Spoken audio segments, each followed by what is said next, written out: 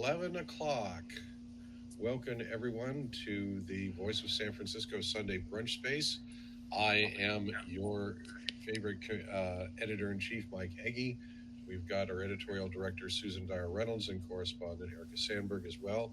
And special guest for the second time, Supervisor Matt Dorsey is here to give us an update on what happened at the Public Safety Committee this week. Pretty interesting and perhaps controversial ending to deliberation on Supervisor Dorsey's Recovery First legislation, which he claims is a victory of sorts, but others might disagree. Right. Supervisor, would you tell us what you give us your view of what happened over this week? Sure. So the San Francisco Marin Medical Society weighed in on this, and I had made a presentation to them about the importance of prioritizing recovery in our drug crisis. And I think that while the goal of overdose prevention is laudable, right now I think a lot of the work that departments are doing in the drug crisis is focused on overdose prevention and not the more aspirational goal of long-term recovery.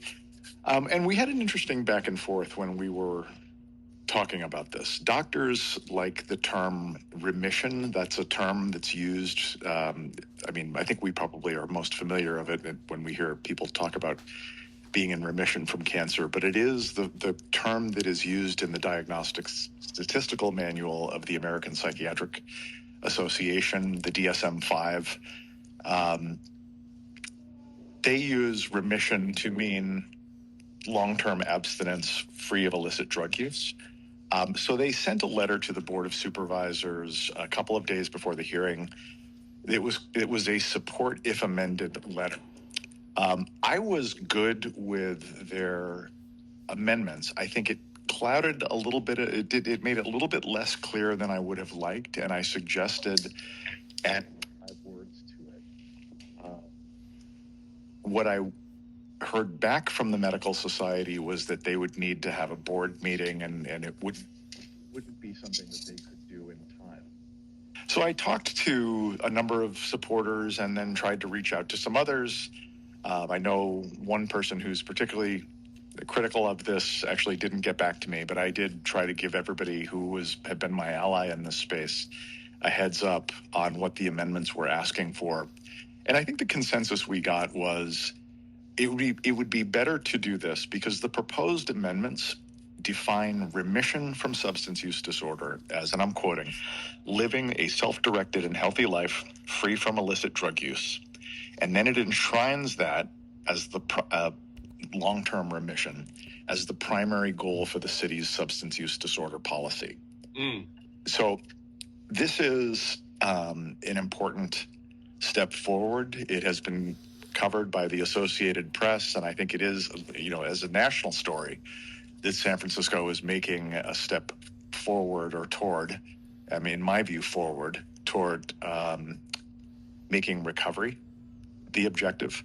When I said, as I said when I introduced this, if we can't make long-term recovery, or as doctors would say, remission from substance use disorders, the primary objective of our policy, then what we're doing for overdose prevention, in my view, is more like overdose postponement.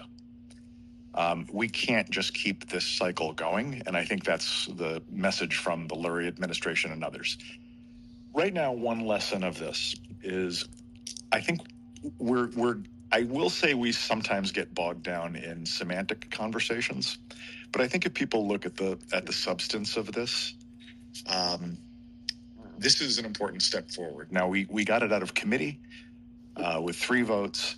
I will say I talked to my colleagues about this, and I don't think there was an appetite among many of my colleagues, including some of my allies, to be against the San Francisco Marin Medical Society, particularly because there are some UCSF doctors who are very much aligned with the Coalition on Homelessness and the AIDS Foundation and the Drug Policy Alliance and others who are, very much in the sort of harm reduction corner.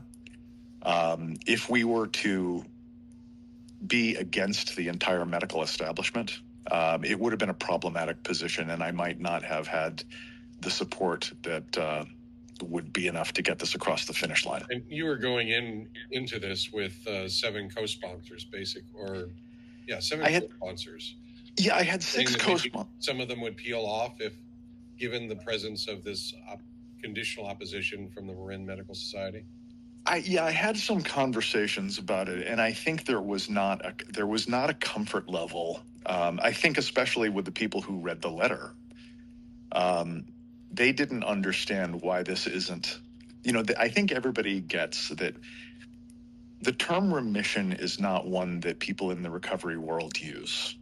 I have been in meetings for decades, and I've never heard a person say, I'm celebrating, 6 years in remission. But that's doctor speak. For my colleagues who really aren't familiar with this, when they looked at it, they said, why isn't this good enough? So I think it would have been, I would have put my colleagues in a problematic posture. I didn't want to force them there.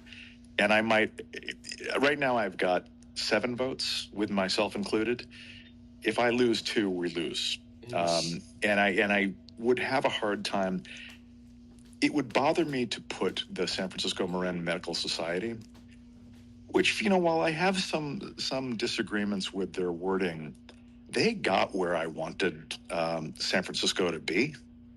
And I will say this, and I feel like we have some work to do as a recovery community to start engaging with the medical community.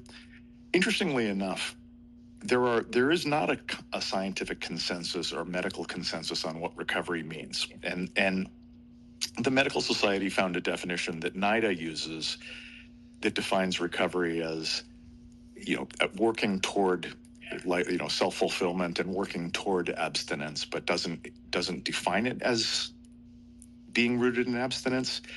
That's at odds with the SAMHSA definition. That's at odds with the ASAM, the American Society for Addiction Medicine definition. It's at odds with the drug policy solution. My sense of this is that medical doctors tend to encounter people who are struggling with substance use disorders at death's door, and that's why they're probably a little more biased toward a harm reduction approach, because they're not sitting with people for years and years as they go through the process of recovery. Some psychiatrists do. Interestingly enough, the most of the people who are on my side, like Keith Humphreys and Anna Lemke from Stanford, are psychiatrists. They understand the long-term importance of recovery and why recovery needs to be defined as something that is the non-use of illicit drugs. So, Erica, you had some points that you wanted to bring up about this and perhaps some questions to ask. Oh yeah, definitely. Hi, Matt. Hey. It was great to be at the meeting. I think people were really excited about recovery first drug policy.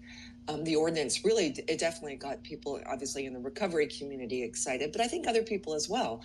The city itself at large has been, very frustrated with the policies that have been driven by, and I'm going to have to say, by the people who you are citing here. It's that medical community, but trust in them is so down. You're looking at, like, a recent Gallup poll found trust in doctors itself is down dramatically for many reasons. So kind of giving them the well, this is what they say, this is how we're going to be going in that direction. It just seems a little bit hard to justify in some ways, and this is just kind of me saying that. But nonetheless, right, being there at the meeting, hearing people get up there and talk about abstinence. This is their language, right? As you were saying, I am abstinent. I'm free of drugs. I'm in recovery. I do not do illicit substances anymore. This is what I do. I am clean. All of those kind of that language is so impactful and powerful. So it was interesting, and then to kind of hear what happened. So I'll just give a quick issue is the letter that was attached to the Recovery First drug policy, the people who were objecting to it, the Drug Policy Alliance, Coalition on Homelessness, the National Harm Reduction Coalition, the Gubbio Project. These are the people who said this policy that you were putting forward they're not going to sign off on it. They don't agree with it. And the focus, it was on abstinence. They objected to abstinence. It's here, it's clear, it's in their letter. And the cessation of drug use. They literally do not want that. It's in black and white. So these are the people, and it goes on and on. And I read it very carefully. I read it many times. Mm-hmm. This whole recovery is not a one size fits all. It presents a narrow version of what recovery is, that they want people who use drugs to set the policy. I mean, these are not people in recovery. These are people who are actively using drugs. Yeah. So you're looking at this sort of radical contingent, but then you drop down to what really struck me is in one of the last paragraphs, sort of bury the lead here. Alarmingly, and I'll read it verbatim, this policy could redirect funding for abstinence-based, you're laughing. That was the point I was going to make. This policy could redirect funding for abstinence-based models only, stripping harm reduction-based programs from critical funding necessary to distribute overdose prevention medication and life-saving harm reduction supplies. Mm-hmm. That's the rub. This is where this seems to be coming from, which is this is going to affect our funding. So unless we are able to convince Matt Dorsey and anybody involved in this policy to get rid of the abstinence only, we're not going to sign off on it. And that is kind of what I think is so incredibly shocking. If you look at this as I find it shocking. So Matt, Matt, sure, that I've covered the financial part of the harm reduction and homeless industry for a long time. Yeah. And so my simple question, is this. The article I wrote about the Gubbio Project showed people that were doing drugs inside. They were getting their supplies at the front desk. Erica and JJ and I went by one night. There were people outside passed out even when the church was closed in their own vomit doing drugs. How in the world, they can't survive without the funding. And for me, call me a cynical, veteran of 20 years of writing about this, and you and I have known each other at least that long. Is it not for a lot of them about the money and for the Coalition on Homelessness about the power? People keep saying defund the Coalition on Homelessness. They don't, they brag that they don't take city money. But, this year their 990 shows $1 million. Jennifer Friedenbach doesn't need to take a salary anymore because, she's on the commission that oversees the Prop C money. There's just a lot of conflicts of interest. And it feels to me that people are still giving Jennifer Friedenbach and the Coalition on Homelessness a seat at a table that they should have lost a long time ago. Mm-hmm. So my sense is the folks who are advocating from the harm reduction realm, if they were concerned about the public health benefits of harm reduction services, it should seem that a recovery first policy would be something they would be 100% aligned with, because the reason San Franciscans are losing confidence in our harm reduction services is they think that's all we're doing. When I talk to people in my neighborhood, they're infuriated to know that our response to a drug crisis that is causing people, including young people, to diminish and die before their eyes is more harm reduction supplies and meth pipes, and here's some foil and straws. And having a North Star that we can point to say long-term recovery and abstinence or remission or whatever your word you want to use it. The way the language of the ordinance is written right now, it is a life free of illicit drug use. That is what I'm going for. So I know we're quibbling over words, but I will say this. The fact that harm reduction advocates do not embrace this tells me this isn't about public health for them. It's about decriminalizing drugs and normalizing public drug use. And at the end of the day, as a person who cares about recovery and getting people on the other side of their addictions, I can't abide that. Yeah. That's why I fought for this, and that's why I think it's a win. But Matt, the Coalition on Homelessness did celebrate this change. I think they're saving face. I think they don't want to be on the other side of the medical society. Interesting. This is, I mean, and I'll just say this because we're among family here. My one gripe I have had sometimes with moderate, the moderate movement in San Francisco is that we will always find a way to snatch defeat from the jaws of victory. I have seen it in campaigns. I have seen it in legislative battle. The fact that we got, I think at least 80% of what we were going for. Do I love the wording? No. Do we have some work to do to get on the same page with the medical community so we're all talking about the same thing? We do. And that's going to be a long-term process. I would say, and I've said this to many of my allies, we need to take a page from the AIDS era and some of the activism there. Nothing about us without us. How dare the medical community be defining the recovery movement without talking to us? It would be like saying, hey, we're going to redefine Irish people to include the English. That's without talking to them. It's not. This isn't the way you do things. And I think my challenge to the medical community is going to be, come to meetings. Come sit in a Crystal Meth Anonymous meeting with me and maybe get an understanding of why for people in early recovery, it's not going to be helpful to their sobriety or their life if they're in a meeting with people who think they're in recovery while they're actively using crystal meth. So I really do think that we've got some more work to do. But in terms of the legislation, I think this is a win. I think I will hopefully have majority support from my colleagues. I know that my co-sponsors are happy to be on the same side as the San Francisco Marin Medical Society. And I want to give credit to the San Francisco Marin Medical Society because there were people in there who really weren't comfortable with this. They had to do something brave, and I want to give them credit for what they did, and I appreciate their support. Okay. One thing, can I just say really quickly that did you see the article in the Chronicle this morning about the doctor at UCF Benioff?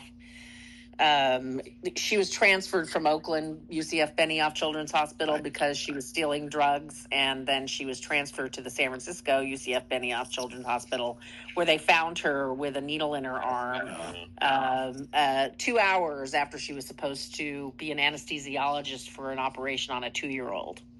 So I think we know that there's actually a pretty alarming drug use in the medical profession, doctors. And so I have to say that, the person, I guess he's one of the heads of Marin Medical, just followed me on X after the legislation passed. And so I'm going to reach out to him and see if I can do an interview with him because I want to hear everything. I want to hear what everybody has to say. But I will say, reading that story today, someone's caught stealing drugs. They're an anesthesiologist for children. And instead of firing her or putting her on leave, they transfer her to San Francisco.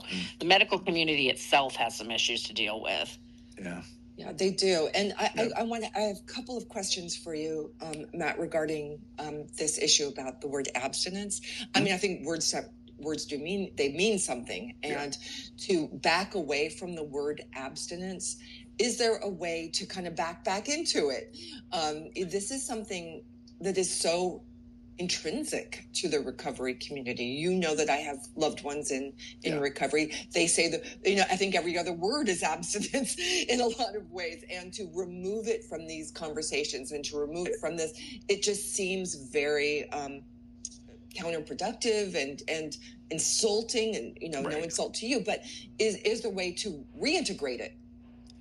So I'll tell you what I think the why the word abstinent was a little bit of a flashpoint for the medical community, and it's because in the original ordinance I was talking about abstinence from illicit drug use, and illicit drugs are, this is obviously not medication assisted treatment. In the medical community, my sense is that the word abstinent can sometimes be weaponized against medication-assisted treatment. And there are some recovery traditions that are really hostile to that. I don't belong to one. I feel that recovery is a big tent. In the original ordinance, I intentionally defined abstinence narrowly to mean abstinence from illicit drug use. Yes. But it was interesting to listen to the UCSF doctors in the webinar that the AIDS Foundation sponsored. For them, abstinence means cold turkey, no buprenorphine, and no medication.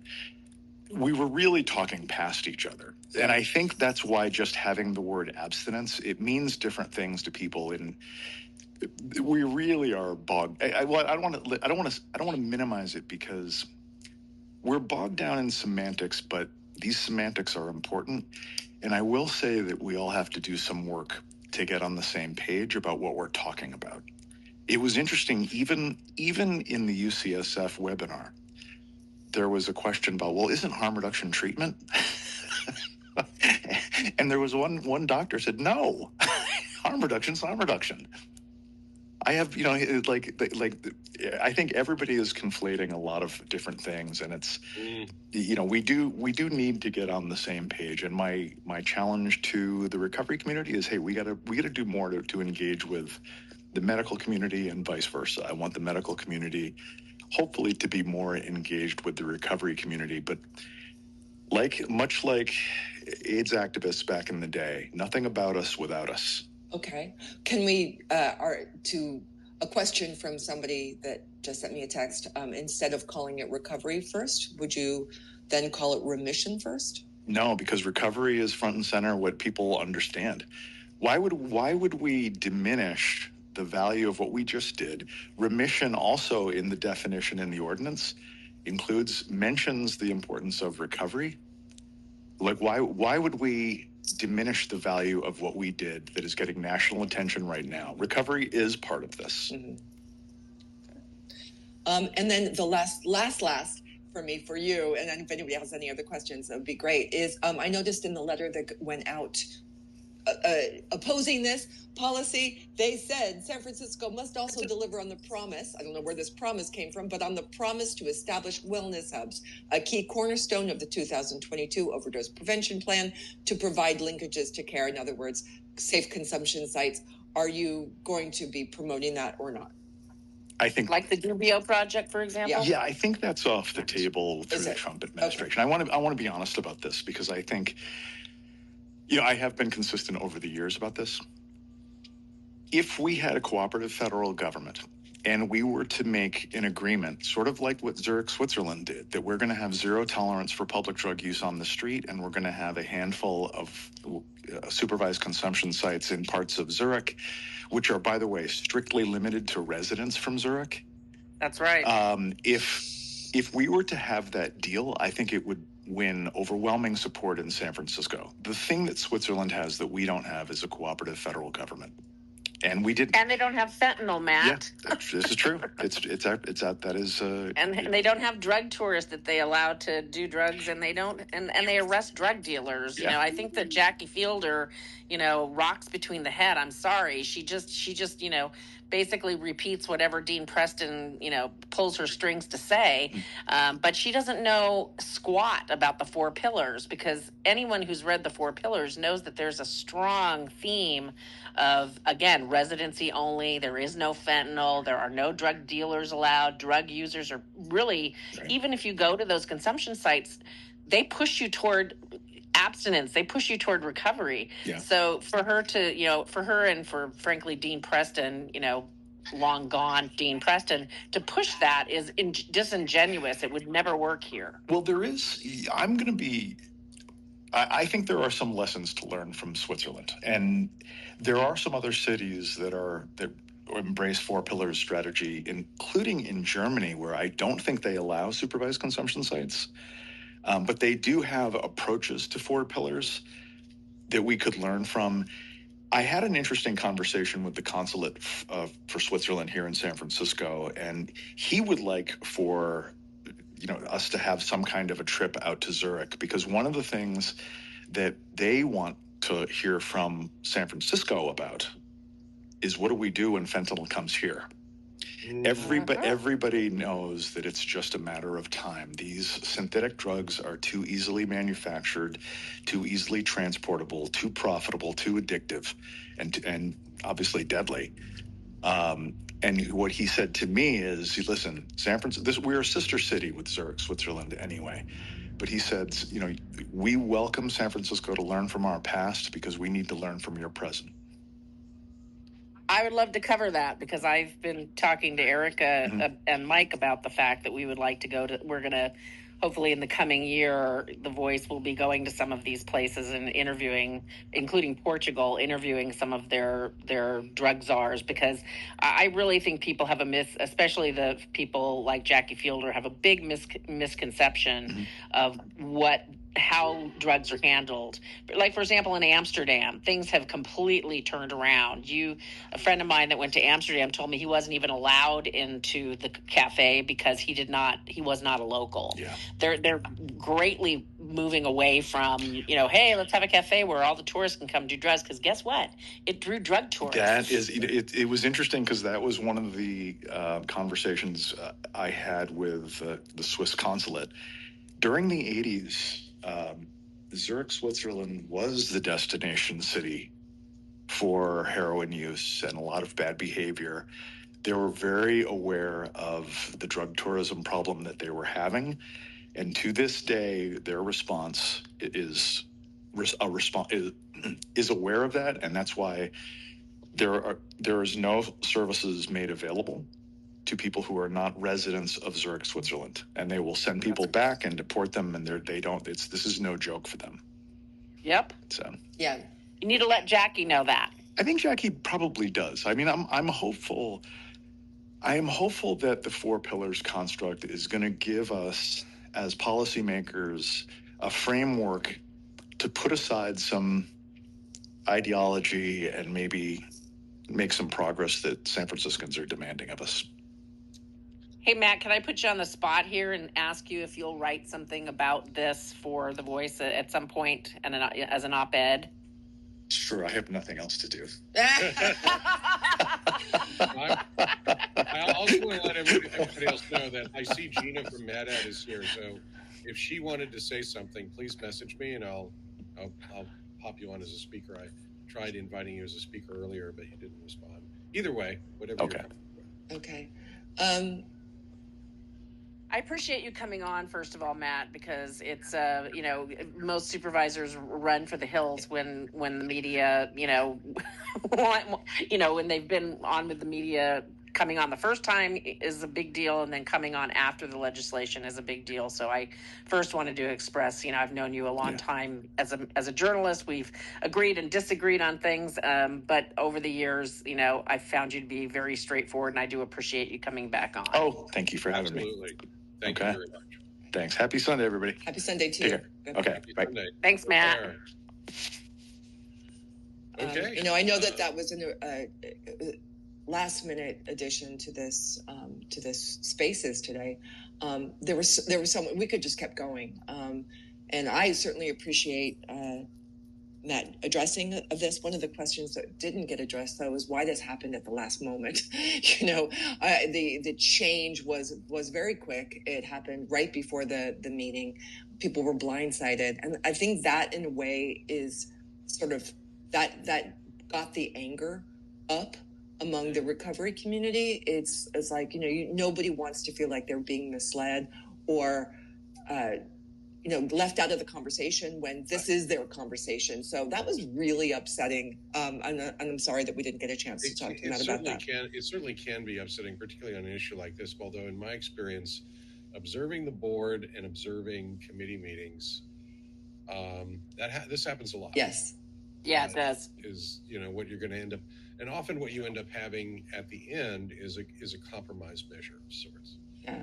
Now, was it? So Yeah, this is not uncommon at all. I mean, I covered the board of supervisors for years and years, and like you as well, Mike. And it's amazing how much I've said this all along. Whenever someone new comes aboard, they'd say, "I'm going to do this, and I'm going to do that." And I remember when Mark Farrell first was elected in District 2, and we had lunch in the marina, and he was, "I'm going to do this, I'm going to do that, I'm going to do this," and I just shook my head at him, and I go, "Yeah, no, you're not." And he goes, "What do you mean?" And I said, "No, you're going to have compromise. You're going to have to get, you're going to have to do some things you don't want to do to get favors from people from colleagues that don't agree with you." I mean, it's not it's not straightforward ever at the board of supervisors. No, but for that matter, any legislative body. But the issue of the language issue is that also should not be minimized. Language represents a concept or a thing, and that has to be honored.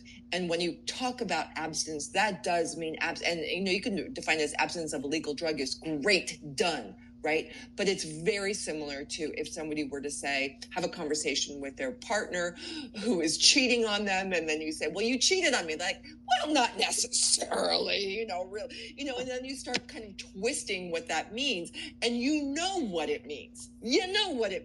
So when you start watering down the meaning of something very important, you do a disservice to everybody. Right. This really is. So that needs to kind of go back. Abstinence does piss off these people, the Drug Policy Alliance, the Gubbio Project, the Coalition. They won't have a job. They don't have a job. It absolutely threatens their very existence. That's why they're doing it. Let's be real. Let's be honest. That's it. But I will reinforce the fact that the Coalition on Homelessness cannot be defunded because they don't take city money. The Coalition on Homelessness has to be depowered. You have to take the power away. The money is not where, Jennifer Friedenbach is an almond heiress. She doesn't need money.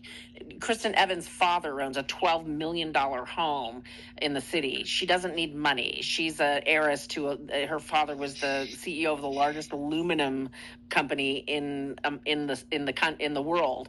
They don't need, these people don't need money. These are, frankly, Mark Benioff. I mean, these are people who are out of touch. They don't really understand because they don't need to understand what this means because they've never been there and they've got money and they can go behind their gated, communities and shut their gates to their mansions and they don't, handing out tents and then running home, for Kristen Evans and Dean Preston when they used to hand out the tents and the hate and then go run into their big houses and shut the door. That just pretty much says it all right there. It's not about money for them. It's about power and ideology. Sure. Exactly. I wanted to go on. I see Gina from MedAd has signed on as a speaker, so I wanted to. Hi, Gina. Hi, Gina. How are you? Hey. So, I am just really disappointed that we even needed to change anything with the original ordinance. I don't listen. I'm okay with even getting rid of the word abstinence as long as it stayed cessation of illicit drug use and the long-term attainment of recovery. Because if you read through the new legislation, recovery is redefined now. So remission is in there, but recovery is also redefined. By who? I would like to know. It adds all of the things, but then it says, or other program determined by the program participant to support their efforts to be in remission. So let's say I want to be in remission or recovery. I get on methadone, but I still microdose with fentanyl on the street. That is considered recovery now. To me, as a person, God willing, next week, 13 years in recovery, who sat in many rooms and said, "My name is Gina. I'm a recovering addict, not a remitted addict, not an addict in remission." Words do matter. And I could care less, honestly, what national attention anybody's getting. I'm not in it for the press. I am worried about people dying on the street. and people regaining their lives and stop using illicit drugs. That's my concern. And give I'm going to swear, two shits less about any national coverage, local coverage, any of that.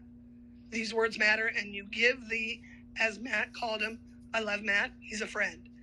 But if you give these lunatic fringe, and I'm quoting Matt Dorsey on that, you give them an inch and they take a mile. And I will die on this hill. I'm not willing to do it. I agree with you. And I'm going to say that the moms 1,000% support the original legislation, which was simple, common sense, and there was zero reason to add anything else. Now the waters are muddied, and we are going to withdraw our support. Wow. Yeah, and I think that's, I've talked to a lot of people who have like, well, it's going to be good enough, and it's a step in the right direction, but ultimately people have their lines in the sand. This is yours. Oh, this is my line, and that's right, and that's valid, and it needs to be addressed, because you keep kind of inching forward and changing and changing and changing. You're going to end up with nothing. Right. So nobody wants that. And that has to change. But also, I want to invite Gina and the moms on to also do an op-ed. So I'd like to have Matt do one, and I'd also like to have the moms do an op-ed, telling, the public why you are withdrawing your support, because I think it is very important to understand why there's that line drawn in the sand. Well, and I agree. I think we would love to do that. And I want to stress, the moms have no problem with harm reduction, right? We think that there's a space for it. We think that there's a place for it. But when we're asked to support something and we come out and publicly support it, organize a letter writing campaign, have people show up and do all that, to have it watered down and the meaning pulled out from under your feet, it's disappointing. And I understand how legislation works. I really do. But for someone in recovery and who wants our kids to not just survive, but to thrive, right? We need to, I'm just beyond frustrated. Yeah. I also think that as a group of people, all of us, the community, San Franciscans, even nationally, the bending to the will and to the so-called expertise of people who it doesn't make any sense when you read it, when you listen to them and you think, well, they're the experts. No, I think we're kind of done with that. So to me, a lot of this is a little bit shocking. No disrespect to you, Matt. I think he's a good, whatever. What I'm trying to say is we as a community very often at this stage have moved away from this sort of blind trust that people like the Drug Policy Alliance and the Marin organization have to say. I'm like, I'm not going to believe you. If it doesn't make sense, it doesn't make sense. I'm not going to go with that. And I am not alone in that. So I just simply can't just go, well, this is what they say. This is what they were upset about. Like, I don't care. Why is this? What does this have to do with the price of spinach? They are not relevant to me and to a lot of people. So it's kind of interesting that some politicians will continue to keep giving them the power that, quite frankly, I don't think they should have anymore. Well, it's not a political issue for me anyway. It's not. It's about saving lives and about helping people attain long-term recovery, right? I believe that is also Matt's. It is Matt's goal, but and he's a politician, and I get it. It's frustrating to have the term recovery ripped out from underneath your feet. Yes. And have someone else who believes that using illicit drugs is still considered being in recovery. You ask millions of people that have recovered around the world, and they will argue with you. It's a joke. It's a bad joke. And, you look around at the people on the streets of San Francisco, people people we know, people we see every day. And clearly what we have done has failed. It needs to be better. The people who are involved in these groups, I don't think they have the best intentions. It just doesn't seem to be working. So because we're approaching 11:40, and more importantly, if those of you who are wanting to submit op-eds on this, this is going before the full board May 6th for first reading. Second reading is the 13th. However, the first reading is really what matters. It's usually, most bills generally do not get rocked on the second reading, although it has occasionally happened. So if you guys, out of deference to our managing editor and our other staff, if you want to get something into us, let's shoot for having something by Wednesday afternoon, if you are willing to or wanting to submit an op-ed in that regard. Great. So. And by the way, I have to say that he kept referring to it as the San Francisco Marin Medical, whatever it is. I'd never even heard of them. So the head of that just followed me right after the legislation.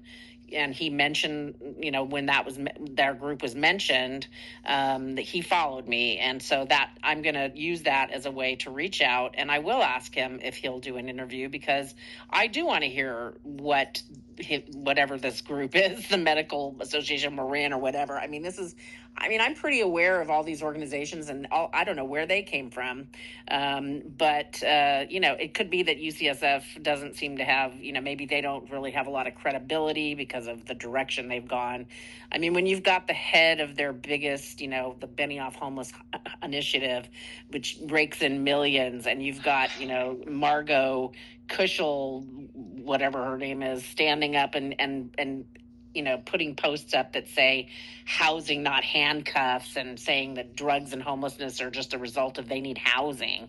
It's really hard for me to take them seriously. And after reading the police reports that Megan Cassidy and the Chronicle covered today of that doctor being found on the floor with drugs coming out of her arm 2 hours after she was supposed to be an anesthesiologist for a 2-year-old, pardon me if UCSF right now on the drug front and harmless, they're a great organization in many other areas, but I don't really have a lot of faith in their drug policy. Let's just put it that way. Let me tell them, I'll also say it's pretty, having been in treatment centers, it's actually pretty common, been in with doctors and nurses, and usually they send them to diversion. I don't know what happened there. But, they just transferred her from Oakland. They found her on a floor in Oakland, and they transferred her to San Francisco, where she promptly stole more drugs and fell on the floor in San Francisco. Was she ever justice involved because of that, or was it just handled internally? It was handled internally. I just read it this morning. I'm going to do something on it this week, but it just is one more example of the medical community just sort of brushing, drug use under the carpet, because this is an anesthesiologist. This is no joke. Right. And it was propanol, which is, I believe, the Michael Jackson drug. Is it not, Gina? Yeah, it is. So that's what I had when I had, a procedure. When it's in the right hands, it's great. But, when it's not, it's bad news. And the fact that this person was just moved from Oakland Benioff Children's Hospital to San Francisco Benioff Children's Hospital internally, and then was found on the floor, passed out from drugs. It's just shocking. That's one of the most shocking things I've read in a year, to be honest. Just to interject again, why San Francisco and Marin have a joint medical society. It's been that situation since 2017. San Francisco had a medical society on their own since 1868, but for whatever reason, mainly probably because of financial sustainability reasons, they did make that merger in 2017. Okay. Interesting. Well, okay. So, I've never heard of them. So, yeah, I don't know. All I can tell you is that from everything that The Voice has been covering, from the secret recordings that came out of the U.S., out of the San Francisco Department of Public Health, where the only people invited to that call were all harm reduction and drug user positive, and not one person from the abstinence community was involved in that call. And all they did was talk about how literally they said, this is exact words because I have that on recording, people from the Gubbio Project and Health Right 360 were saying that recovery was dangerous. Yes. I mean, when you what? Yeah. Dangerous to their budgets. I mean, well, 100%. This again. Pardon me for getting into naive gadfly mode here, but this entire post-Nixon, post-Reagan regime of providing government services through not public-private partnerships and nonprofit organization is always going to have this horrible aspect of clientelism and dependence around it, because in addition to being the service provider that contracts with the government, they're also the advocates for one way of doing things or for their own budgets, etc. They're not they're not neutral providers, and in that regard, the level of professionalism and frankly fair dealing, you simply can't expect it from them until we provide some level of reform in this regard, which to me would be simply to get rid, essentially for government to absorb these services again, top down. Yeah, I agree. And it's not possible in the current fiscal environment, but that's something that we really need to work towards. And frankly, I mean, as an animal advocate, I can say that, that's how it works. If you look at San Francisco, at the San Francisco SPCA, which has over $200 million in the bank and saves less animals, less dogs per year, fewer dogs per year than Rocket Dog Rescue, which is a grassroots organization that survives on less than $200,000 a year. And then you look at Animal Care and Control, which is government run and actually saves more dogs than the SPCA does. On the other hand, they're also out there saving pigeons and raccoons. And their only motivation is to get animals out the door adopted, but they are careful, whereas the SPCA has been adopting out animals to the homeless because as a nonprofit, they have to have a live release rate that makes them look good to keep those millions. So as soon as you get into the nonprofit realm, you start having to meet these, you have to hit these points, right? And it's no different in harm reduction and all these. You have to hit certain points to get your money, and that's how it just goes all crazy and becomes, $400,000 salaries for 10 people at Health Right 360. The money rolls in, they hit their markers, they lie about the numbers like they did with the center, the safe injection center that they were really running, and they lie about the numbers, and then the money rolls in, and it really has to change, because until that changes, you're going to continue to have this kind of hyper advocacy for people not to get abstinent based. And one thing to note here is I don't believe that Mayor Daniel Leary has made a comment on this yet. No. Right. So it's going to be really interesting to see if he does, and if he does, what it's going to be. Well, my question is, how is this new ordinance any different than the status quo? Any different? So far, it isn't. It isn't. It's so basically why are we wasting everybody's time? But it's not binding. Why are we wasting everybody's time then? Yeah. Well, I think the argument is that we would be the first city in the United States to have a so-called recovery first drug policy. So I think even though it's not binding and there's no teeth behind it, that it would actually have a name to it, recovery first. This is what we're going to be promoting. Clicks and likes. Yeah. Well, San Francisco had a Meatless Monday non-binding resolution. I mean, it's like, non-binding resolutions happen at the Board of Supervisors every single day. Right. So it's really, to me, this has been watered down. It's not the same. There are resolutions, and then there are actual changes to the administrative code. Correct. This is an example of the latter. So it's really more of a change of mission statement. So it does have some meaning to it, but it's comparable to San Francisco becoming a transit first city. That kind of thing. It's why I worry. It's why I worry about it. It's why I worry about it, because it puts into code the term of recovery written by people not in recovery. There you go. Not Matt. No, I'm not talking about. There you go. I'm not talking about Matt here, because Matt didn't have that in the original. Yeah. Yep. So I see that Tom Wolf is requesting. I want to hear what he has to say about this. Go back over there and get him on.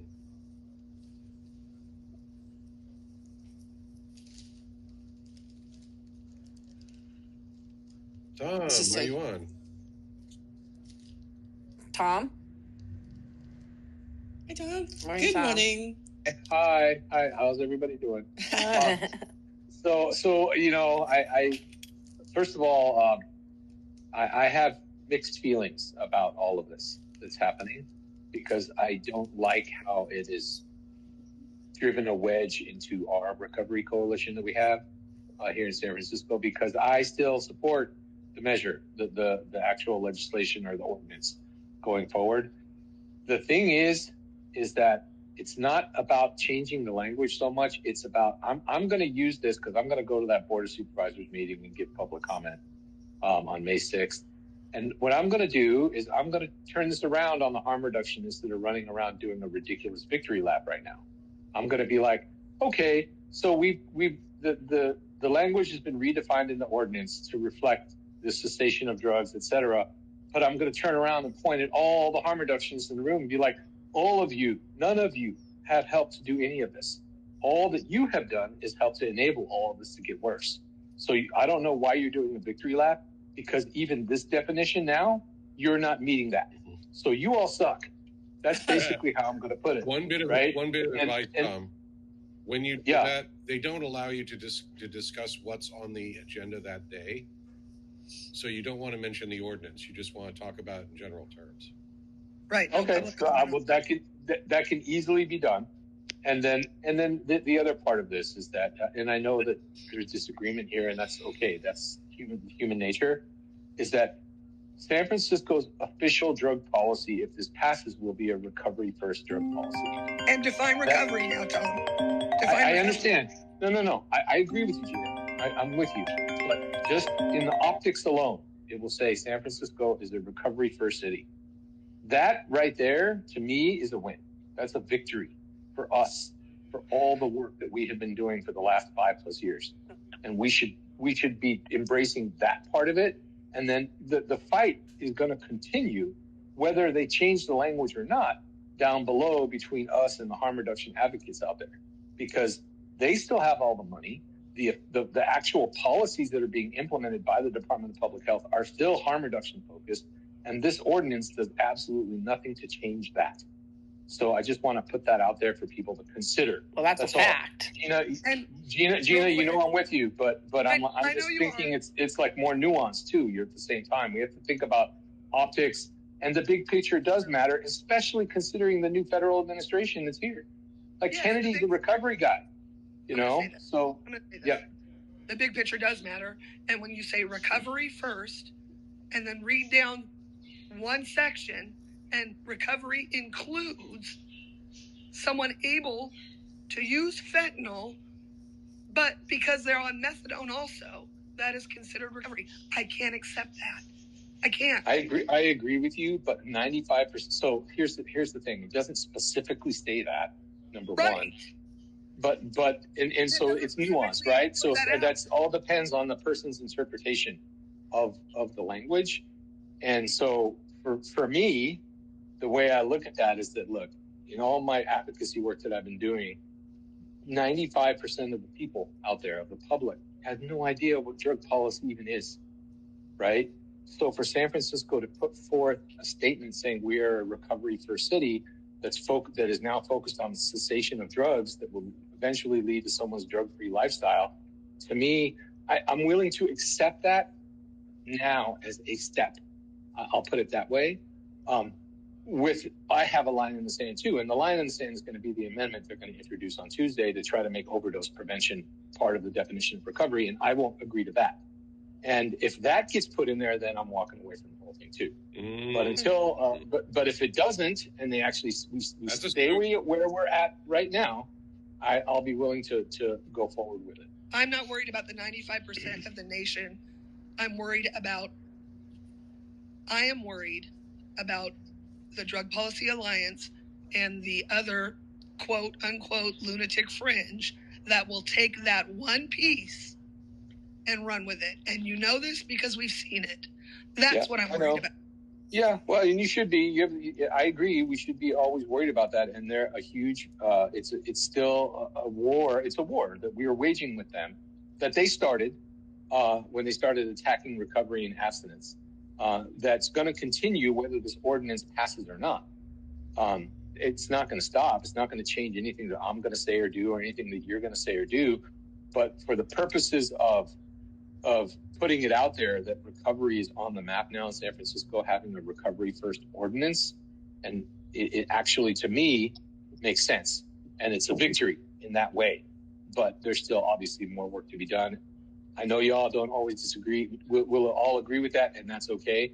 But it's politics, man. And so we have to be nuanced about this. That's my opinion, and I defer to everyone else. I love you all. Thanks. Love you, Tom. Thank you, Tom. Yeah. So as a journalist, my point of view about this is, just that simply will what I've covered for the last decade and a half change? And as it stands right now, I don't see it changing, because as long as the Coalition on Homelessness and the Drug Users Alliance and Gubbio Project and Health Right 360, who all say things like, it's stigmatizing, recovery is stigmatizing, it's dangerous, we don't want them speaking at public meetings because it's dangerous. As long as that's happening and they still have millions of dollars and they still can let people do drugs in their churches, I don't see it changing. They should have no seat at the table. Nor the money to do what they're doing. Nor the money. They have discredited themselves. They are not credible. They have not proven to be beneficial to the city of San Francisco. They can go elsewhere, but we deal with the city of San Francisco, and it has been abundantly clear that they are not working to help people who are desperate, who are sick, who are dying, recover. They're not. And we need to name them. Always keep their names. Know who they are. They are the Drug Policy Alliance. They are the Coalition on Homelessness. They are the Gubbio Project. They are actively working in opposition to what Matt is trying to do. What we are trying, what we are. I mean, we're journalists, but as a human being, as a person, as a member of this amazing city, they are literally going against health and positivity. But so is the Department of Public Health, and that's the biggest problem of all. That is the main problem. The government institution absolutely needs to be reformed in that regard, because it is captured by that lobby.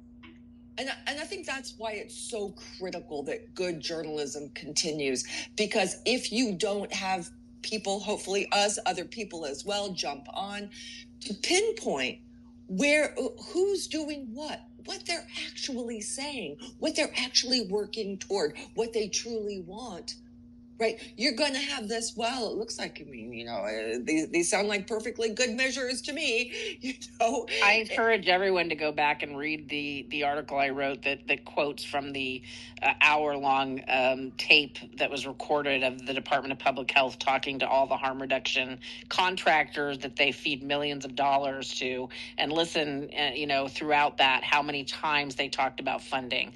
For example, the Gubbio Project, this was in 2023, they first bring up the fact that recovery is dangerous, even though she went through recovery, the head of it, Linda. But then she goes on immediately, within minutes of talking, she said harm reduction. She said that's where she is. Then within seconds of that, she was asking where funding was. And since she didn't get her safe consumption site, is she going to get the church where she can have a, quote, warming hub? And is that part of the problem, that it's called a warming hub? And should they call it something else? It was all about how she was going to get her money. And then lo and behold, if in the public records request doesn't come through, how she got that church. And it was a no bid contract worth millions. And she went from literally running the Gubbio Project in the red because of her salary to having millions of dollars in her fingers. That's a problem.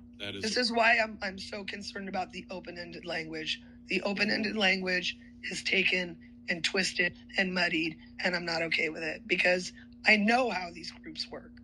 I know how they work, and I'm not. I just can't do it. You know how they work.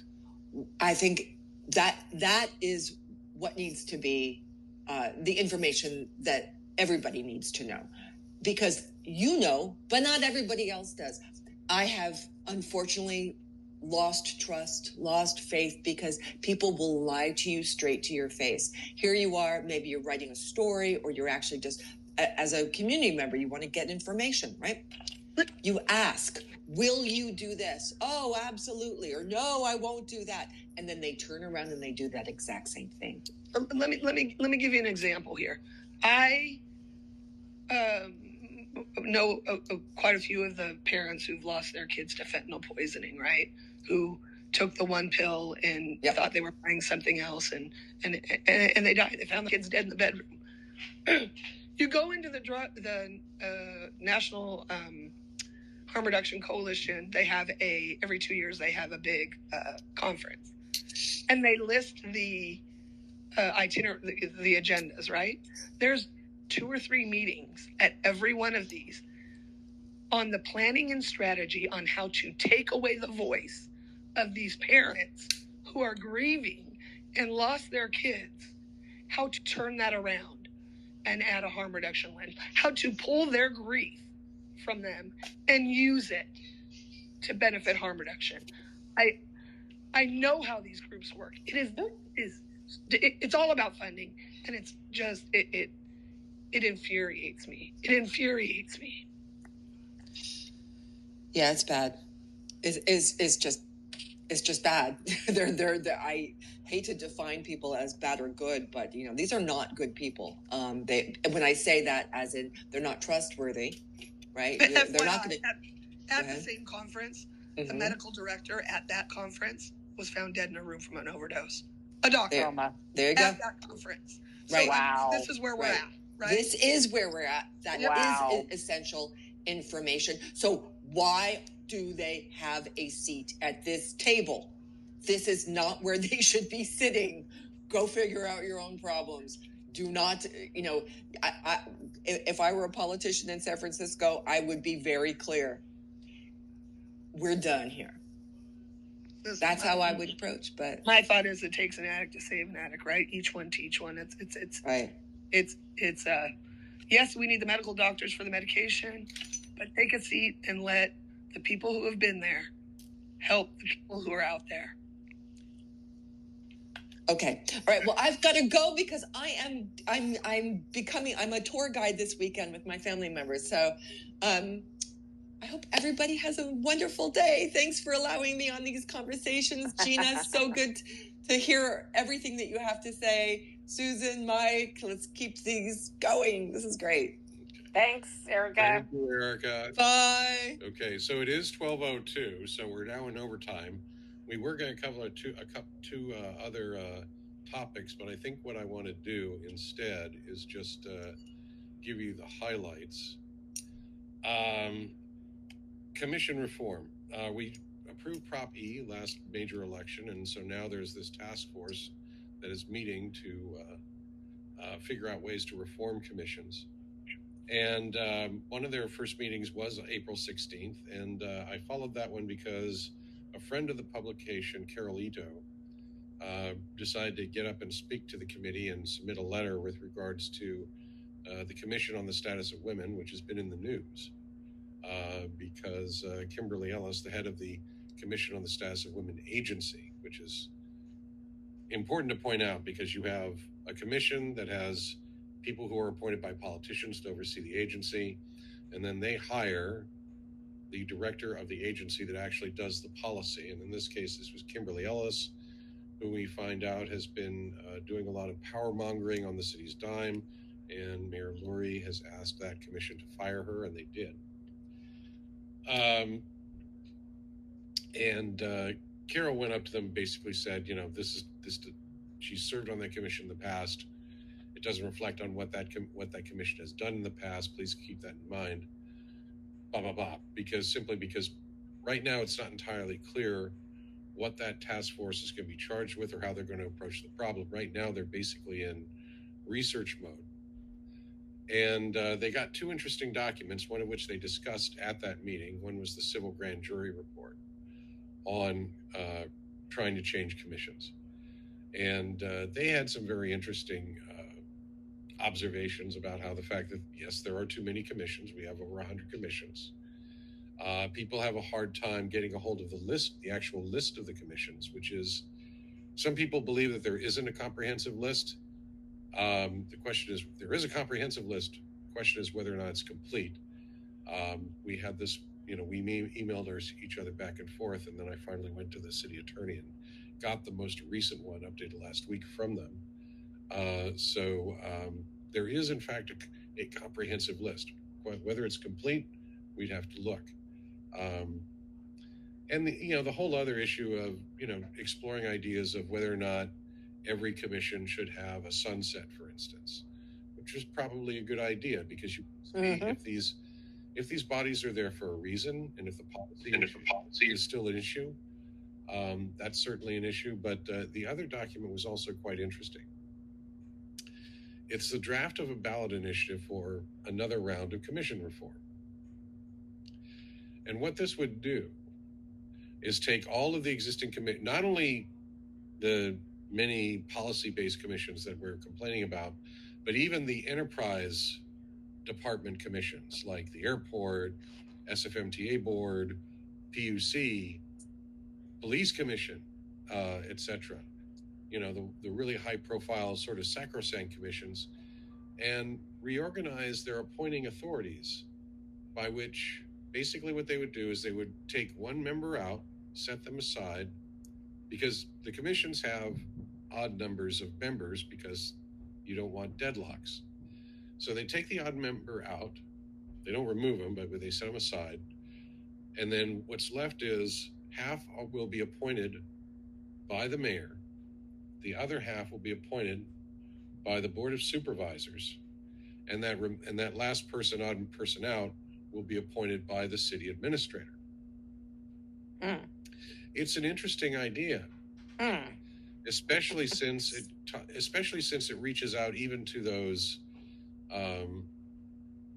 enterprise department commissions like PUC and MTA, which right now the mayor appoints them all, but the mayor nominates them all, but they're approved by the Board of Supervisors. And then, of course, we have this really unequal situation at the police commission, where the supervisors get to approve and nominate and appoint their own people, and then the mayor nominates their own people, but they have to be approved by the Board of Supervisors, and turns that into what would seem to be a fairly fair, equal division. There's just one problem. The sponsor is Connie Chan. So we'll see what happens. We'll be exploring that more and seeing who else supports that, and take that on in the future, I think.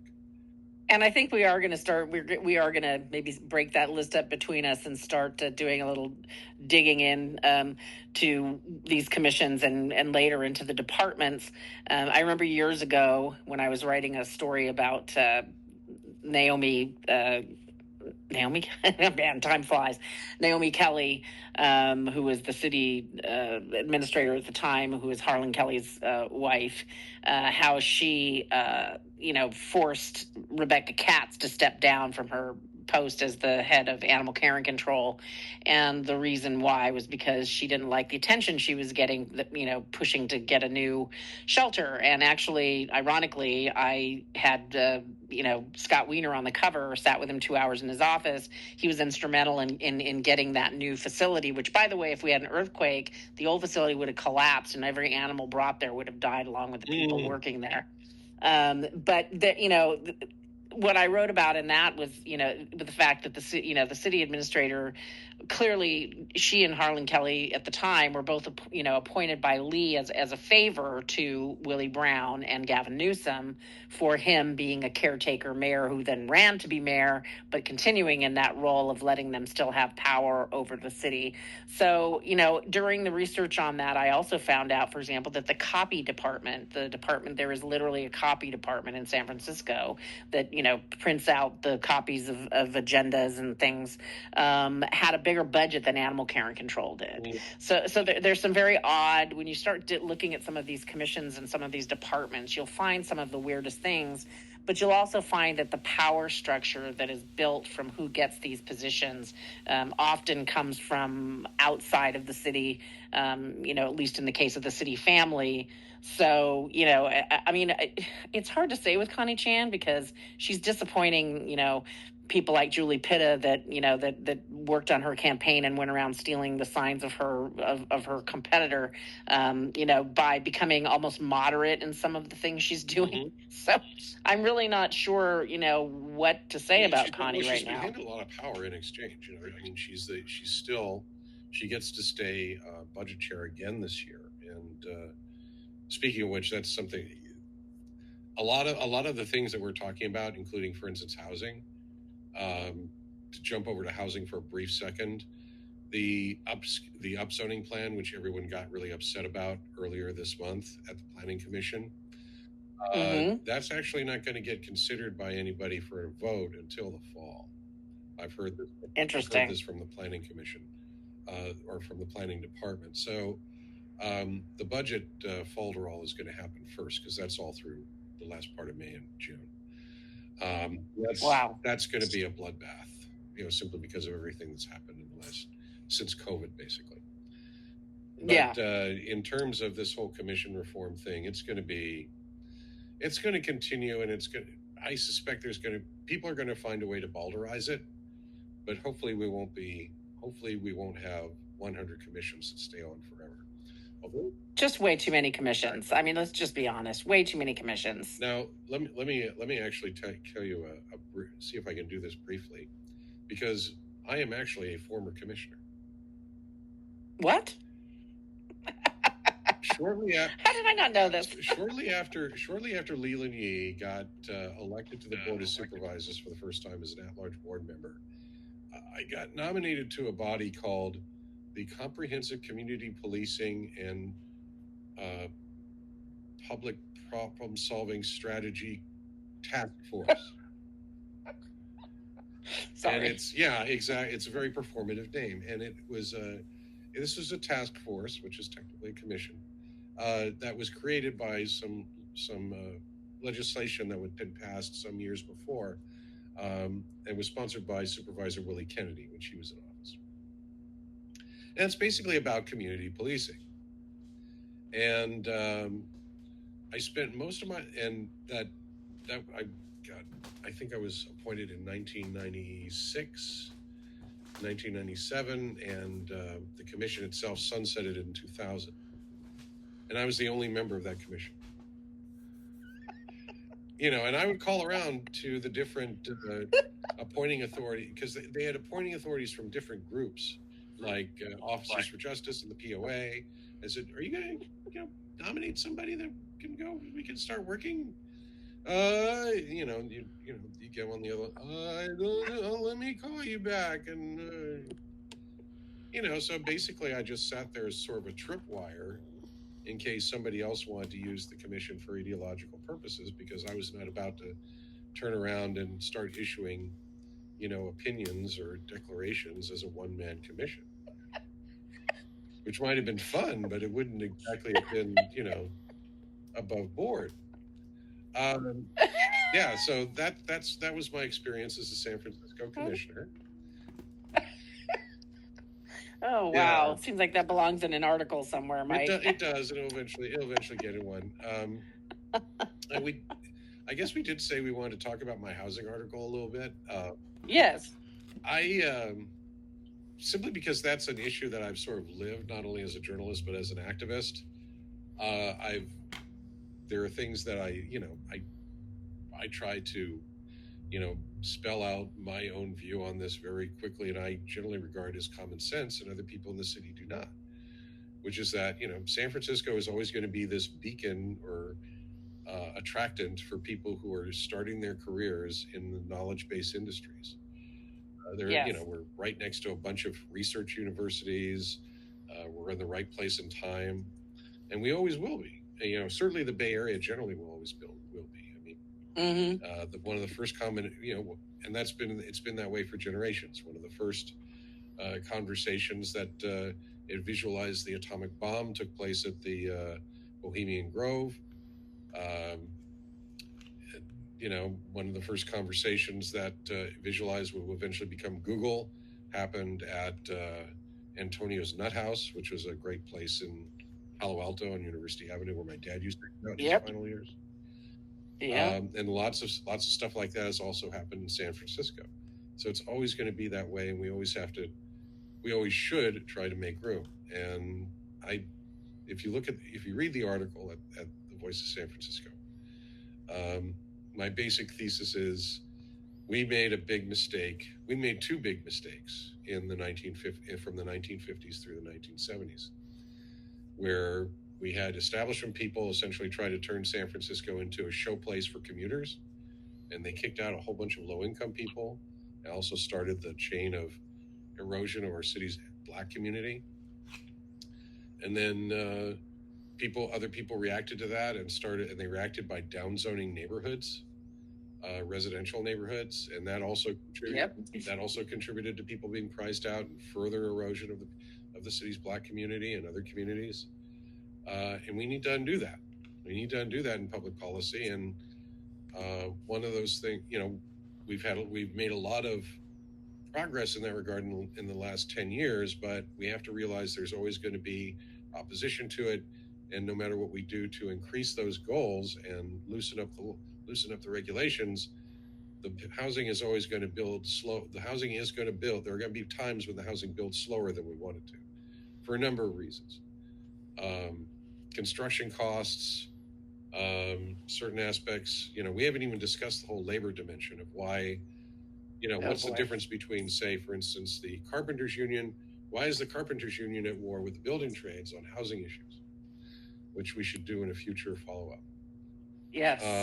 Yes. But I wanted to end with another amusing anecdote from my experience as a political player, and I mentioned an issue that is relevant to that in this article.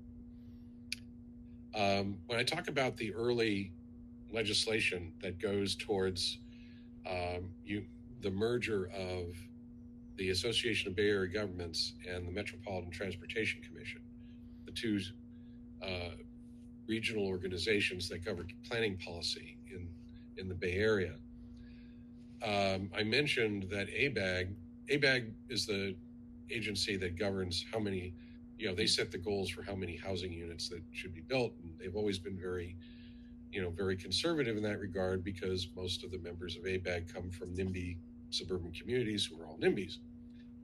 And at that time, they're also dealing with this scandal, which is very unusual.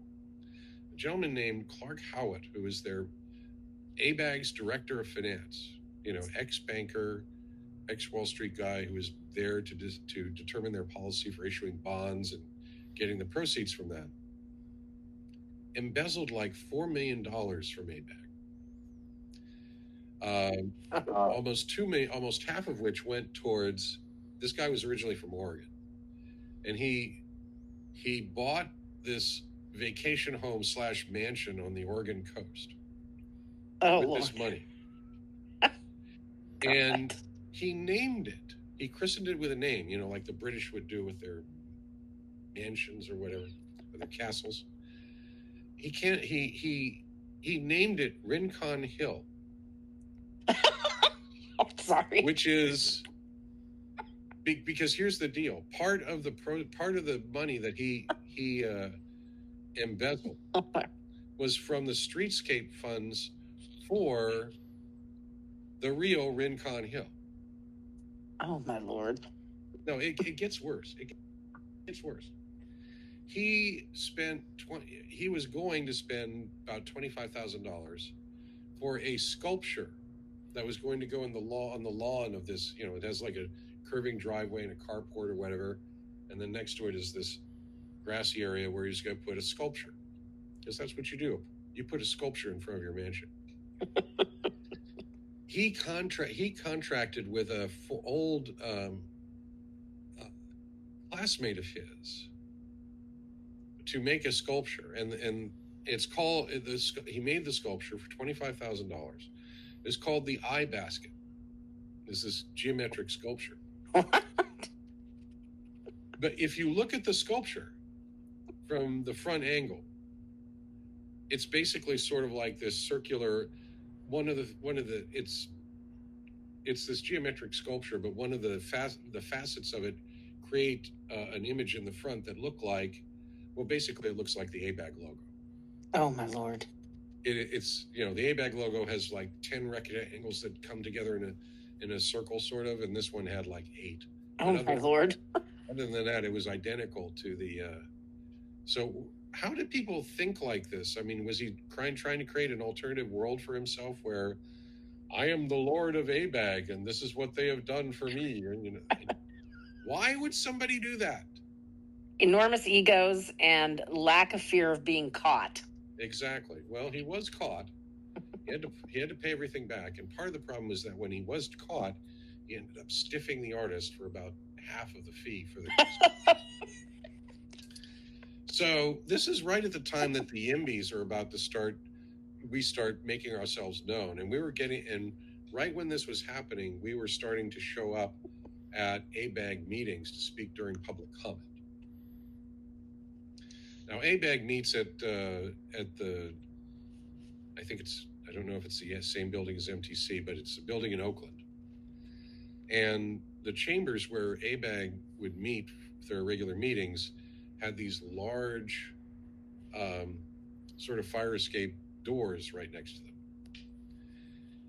And I cooked up a plan, which never happened, fortunately, because I'm sure if it went to fruition, I and maybe some other people would be convicts now. But what I wanted to do was raise that $12,000 necessary to pay the gallery for that sculpture. And while we were all monopolizing the public comment at ABAG, some of us would open the doors and roll in the sculpture. No, that's what I was planning, and I told Sonia Traus and others that I wanted to do this, and she sort of nodded her head and said, "You go, Mike." Yeah, that's right. But it was hilarious. But I was making these calls trying to do it, and it just never came to fruition, fortunately. But how did this guy get access to? How did he get access to that amount of money without anyone noticing? Without anyone noticing is a good question. But he was the director of finance. He was basically the person that put together their bond packages, their bond measures. So that was pretty stunning. And when going to testify public comment at ABAG, you would say stuff about your arenas have always been conservative and they've always been too low for the number of people who are coming in. That's why no one can afford to be here. And the staff people are looking at you like you're aliens from Mars and clutching their pearls. That's the kind of environment that happens at ABAG, which is why, fortunately, they're going away. And how do you spell that, Mike? Because I don't know much about them. ABAG? Yeah, it's Association of Bay Area Governments, ABAG.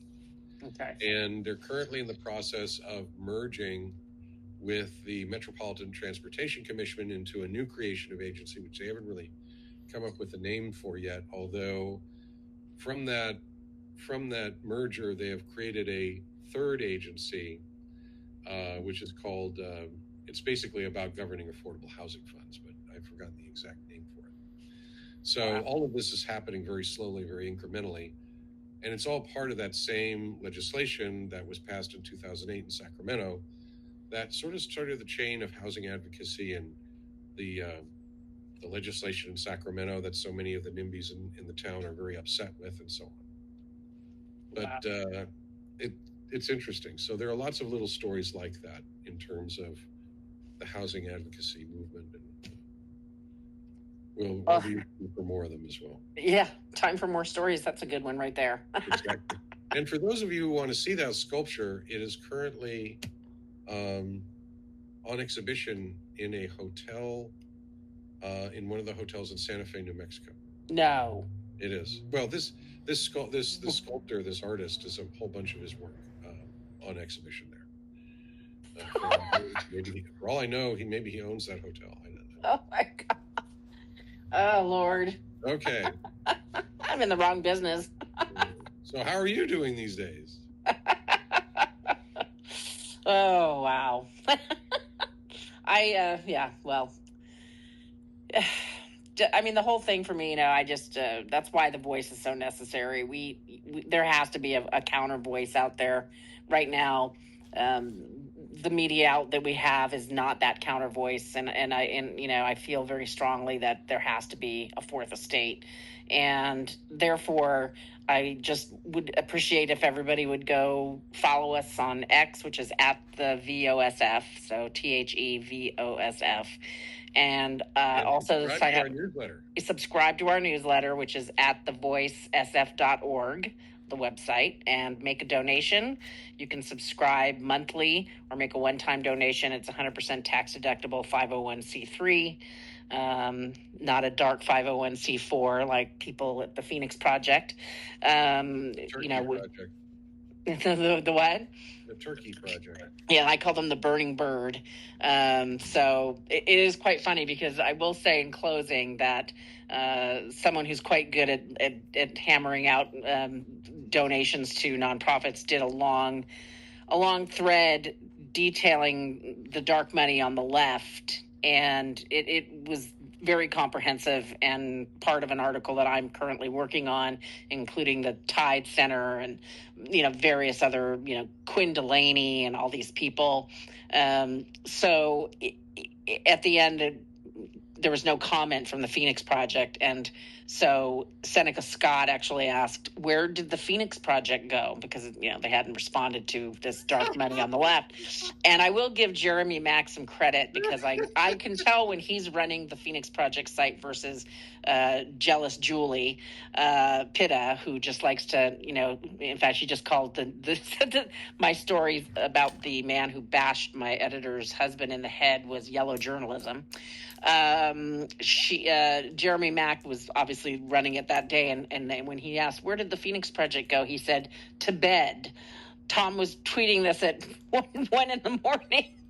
So but I will say they have yet to respond, and so I do challenge them to respond, because if they are the harbingers, the keepers of the dark money, they need to do both sides. And if they don't do both sides, then that's just further proof that San Francisco needs journalism like us, because we had Tom on, we had Gina on. They agree largely, but disagree on certain aspects. I'm open to hearing what everybody has to say, but I'm also never going to stop calling out groups like the Gubbio Project. It's just necessary to have that fourth estate. And so please do support the Voice of San Francisco. And in closing, Mike, we just got nominated we're a finalist, are we not, for some awards. We don't know which ones yet. California Journalism Awards, which is put together by the California News Publishers Association. They haven't told us for which articles yet, but they say that they did give us notice that we are finalists. So we'll see if we win something, and which ones of our intrepid correspondents will have written that. So there we go. And you know what? It's just an honor to be nominated. Indeed. In our very first year, it's an honor, really, to be nominated, because it is our first year. So that's, I'm very proud of us, what we've accomplished on a very tight, very, very tight budget. I'm looking at you, San Francisco Standard, with your $30 million, that who knows where it went. We've written over 350 articles. Many have made headlines. Many have been, news-making articles. We've broken stories on a very tight budget. So we're very proud of that first-year nomination. Indeed we are. And with that, have a happy rest of your Sunday. All right. Thanks for listening, everyone. Take care. Bye-bye.